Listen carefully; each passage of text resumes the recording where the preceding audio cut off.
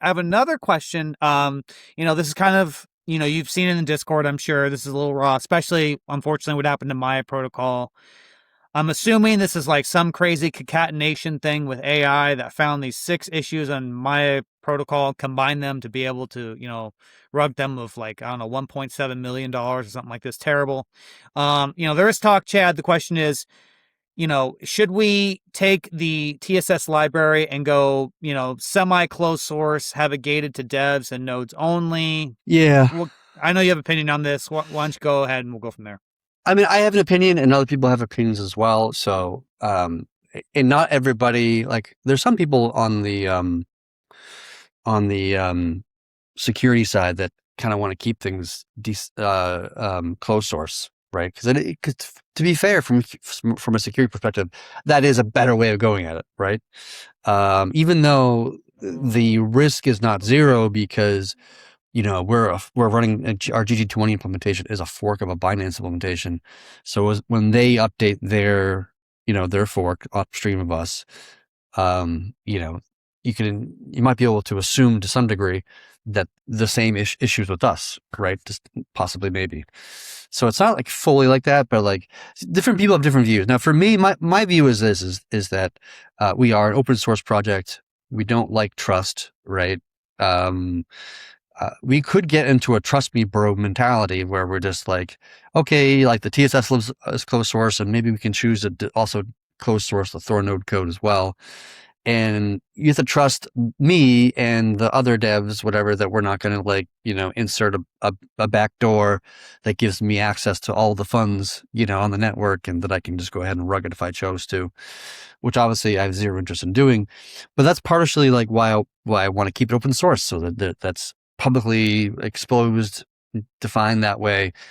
The the argument against it, which is also very valid, is that if we're closed source, it's really hard to point an LLM at closed source code that you don't have access to and to find some sort of exploit or problem and then, extract funds from the protocol. I think the better way to do that, at least in my opinion, and maybe we'll do like a node vote on this topic, right? Like an ADR, like should the TSS library be open source or closed source? Because there is disagreement in the community about it, to be fair, right? But my opinion is to keep it open source, and so that everything's verifiable, from the entire public, of that everything is on the up and up, and we're not doing anything shady on the backside. And we just have to be better about how we secure the assets, which means moving away from GG20 into DKLS or Frost, which means potentially doing the multi-sig with the 2 different signatures, thing we're talking about before. Just trying to get creative to find better solutions to the problem, rather than trying to make everything trust me, bro. Yeah, that Yeah, was I'm scary what sorry. happened to Maya. Oh, I'm sorry, Kenton. Go ahead. No, What I was saying is really scary what happened to my protocol. From what I read, they had 2 separate audits on this very same exact code. It's been 4 years, right? Been going, and then AI, just given. So we've talked about this in the past, chat, especially in real life. Just the increased capability. It was a concatenation of 6 things, right? That's what did it. Oh, I never If looked I'm into not the depths okay, of. I think you're that's right. my Though. understanding. Yeah, there were like a series of issues. I think THORChain had like 2 of the 6, or Yeah, whatever the number right. is, and so we're not susceptible to it ourselves, but because we didn't have all 6. But like, yes, I think I've heard something like that. It's just really, it's intimidating, just the capability of AI and just how incredibly deep it can go and how many variables it can contain. It Yep. just seems far beyond that of the scope of even some of the most brilliant humans that we have. So Kenton, I know you were going to say something. I'll kick it to you, buddy. I forget now. I was listening to you. I was just say I agree with being open source. That's our ethos. Because in theory, if it was closed source, whoever has access to it you could have like a backdoor, and you guys could all steal the funds, right? That'd be the Yeah. It depends on how closed is closed, because like theoretically, we could have say that, okay, when you're a node operator, you're an active node operator, you have some, GitLab ID, and then we grant you access to the repo as an active validator. So the validators might have access to it. So it's like semi-closed, right? Right. But when you do that, obviously you're giving them access to the code. And when they have access to the code, they can run their own LLMs and then be the ones that Right. that launch the actual attack. So then it becomes a question of like, well, should it just be like the devs, like me and the other devs that are hired? And even if that was the case, like maybe I would pretend to be a dev, and like get hired by THORChain, like, talk to Chad and, get a job working for Chad and be all on the up, and then but just get access to the code. And then then I run the LLMs and I do the attack. And so it's just like, there are ways around it, no matter how you kind of cut it. You know what I mean? Yeah. But just a question of, is it like, are people going to spend the time to try to convince me that they can code? Well, although coding really matters less these days because LLMs is doing the vast majority of it anyway. But we still need strong coders to be able to like review code at the very least. But like still, like it would be a process. You know what I mean? What there was an idea floated by somebody because obviously the devs are trusted. This is what it is, and that's always an attack vector, always. But the idea was, what about a 3-month lead time when it comes to new code, to allow 3 months where our own internal LLMs or whatever can look at it, and then at that point you push it, and there's just like a 3-month. So yeah, because you have new models being released all the time, so quarterly essentially. Yeah. If that makes sense. What do you think of that idea? So just to make sure I understand, that's the idea of we open source with a 3-month delay. So you can't see the latest version, but you can see the 3-month old version. That's my understanding of the question. Yeah. Yeah. I mean, I'm not sure what the value of that is, because if I wanted to be malicious, I would have my exploit that gives me, a backdoor that I can use with my private key or whatever. I don't know, whatever the backdoor would look like. And then just like take it out, just leave it out of the 3-month delay one, but just keep it on the tip one, if that makes sense. You could do that. And you'd have to have a clone repo with an update it every day, pulling from 3 months history, commits, blah, blah, blah. I don't know. You could do it. I'm not sure if it is that valuable to do that way. I would rather just keep everything open source. And to be fair, like we do check, like the way that Hugin is now designed, which has changed in the last few months, is that like when Hugin does the code audit that it does a continuous code audit. Now it looks at like the checksums of each individual file. And so when that's changed, because like say I updated a file yesterday that does something, Hugin will then audit that entire file, as part of that process. And then whenever there's a new model that comes out, Opus this or, Fable, whatever, or supposedly Astra's coming out from OpenAI, that then does like a full analysis of every line of code, basically. And so we do just get the whatever the latest models are from OpenAI and Anthropic, and just get them to do a deep dive, which takes a long time. Like Hugin's not fast. It takes a sweet ass time to go through each individual line of code, almost one by one, quote unquote. And it just looks, that takes like a week, maybe 2 weeks for it to go through that process. It takes a long time, and it does find stuff. Like Hugin has already found and fixed, I think, like 350 issues so far. And it's got like another, I think, like 150 to go in its current standing. And it's constantly just finding new things that's just kind of adding onto the back burner, So we do have that automation process already involved. But the problem is, like, just because Hugin can't find the issue doesn't mean there's no issues, right? Like Hugin didn't find the issue of the last exploit. It found some other exploit that wasn't used, which is completely separate, but it wasn't able to find the exploit that was actually used in the most recent example.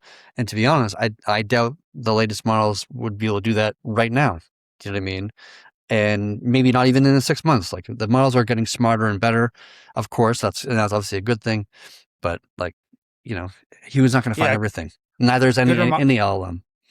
Good reminder for those who may not know, the GG20 exploit on THORChain, as far as we can measure, it was not AI. This was a very advanced cryptography attack committed by humans. So I know everyone's a little raw from the exploits and stuff like this, but that last attack was not AI attack vector, as far as we know. I'm sure they used AI in their process. Yeah, like that's sure. But I don't think, maybe I'm wrong, but I don't think somebody could have just like pointed, codex and just said, find issues, and then it would find this particular issue. It would require a lot more deeper diving and like conversation to dive deeper into certain areas, and I don't know, but who knows? We're just making guesses here. Yeah, I mean, you can have AI to assist the attack, but I mean, from what I heard, it was just spoon-fed. Like, we used all AI models, we spoon-fed the attack vector and just couldn't reproduce the attack vector. So it was a combination, I'm sure, like you said. It was a combination. Yeah. And like I said, we actually brought in some experts to help us track down what the issue was. Like, we didn't have enough expertise in our own team. We had to bring in external people who are even more expertise than we are, and to help us find the root cause. I'm getting a lot of questions here. I'm getting pinged, about the open source, closed source thing. I think what I'm going to do, guys, I think Chad had a really good idea. I think it might be a really good idea to make an ADR and just have the community talk about it. And we can do that. We can have a community conversation, and obviously, I think that would be healthy. If the nodes vote by a 2/3 majority to close source it, then that's probably what it's going to be, right? I wouldn't really necessarily go against the nodes in the sense. So maybe we'll do an ADR sometime next week or the week after, and people can start talking about that. If at least anything, go ahead, Jenkins. Sorry. Go ahead, finish, Danny. Go ahead. Well, I was going to say, at the very least, it'll open the dialogue, because I think people just want to talk about it and that's fine. know that I think that I think really it's just, this is something that's always in their minds. It's fresh with Maya, right? Six issue concatenation attack. That's crazy. I think people just want to have a dialogue, and whatever we do is whatever happens. But yeah, I just think overall be healthy. Go ahead, Kenton. I'll kick it to you. Yeah, let's just pretend it was closed source and we had like 2 or 3 or 5 trusted people. Wouldn't that put a target on their back from the authorities that you guys could control funds and stop funds and pause trades and reverse trades and stuff? Not so much, because we would only, unless the community wants to close source Thor node as well.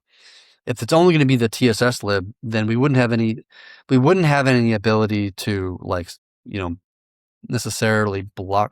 Well, maybe you could actually just like, would that be possible? Yes, I suppose it would be possible in theory, if I was malicious and I wanted to create like a backdoor that would block certain addresses hard coded into the code, or have it make an HTTP query to some server that I control for a list of wallet addresses that it shouldn't write transactions for, right? Like, don't sign anything towards these addresses. That would be possible. Or I could have it just like redirect every outbound to my personal wallet. That's possible as well. If I wanted to be malicious in that way. Yeah, I suppose it's possible. Yeah.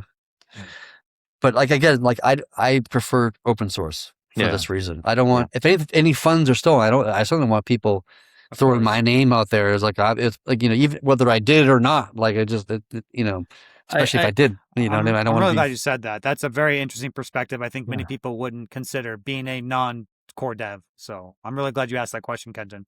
It's a good question. Like, and yes, I could be malicious, and I have to get the other devs on board with me and not have any leakers, tell the rest of the community that myself and the other devs are planning on stealing all the funds. You being malicious. I'm worried about Big Brother forcing you against your will type thing. Yeah, that's kind of that is an interesting question. So if Big Brother kind of pinned me and say, if you don't do this, I'm going to put you in jail or something, I don't know what the situation would be.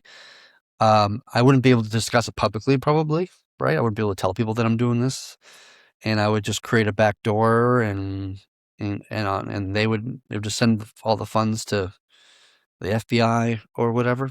Yeah, it's possible. Yeah. It would cause a chain halt, though, right? If I had redirected funds, or I just had it to send funds to me directly, it would cause the chain to halt, so the chain wouldn't function anymore. Maybe that's okay if I just code it to like just send, on this day, 1 year from now, just like send all the funds out to like my Bitcoin address and my Ethereum address, and then just steal everything on 1 year from today. Possible. Possible. There you go, guys. No one can say that we are not completely transparent. Is there any more community in crypto that is more transparent and honest, and will answer any question I mean, I think we deserve a trophy for that. Let me tell Yeah. you. So, Well, that Kenton, gives sorry, more go ahead. reason to make it so that nodes can at least see the source code, because Yeah. they can then vet that I'm not creating any backdoors for my own Right. personal financial benefit, and they can check me and call me out if I am, right? I I wonder if the community would be happy with like semi-closed source, but just for a period. Like maybe we're just going to do this for a year and then we're going to reevaluate. Maybe that be the thing Yeah, that you people can can do rally. something I like don't that know. too. Yeah. Yeah.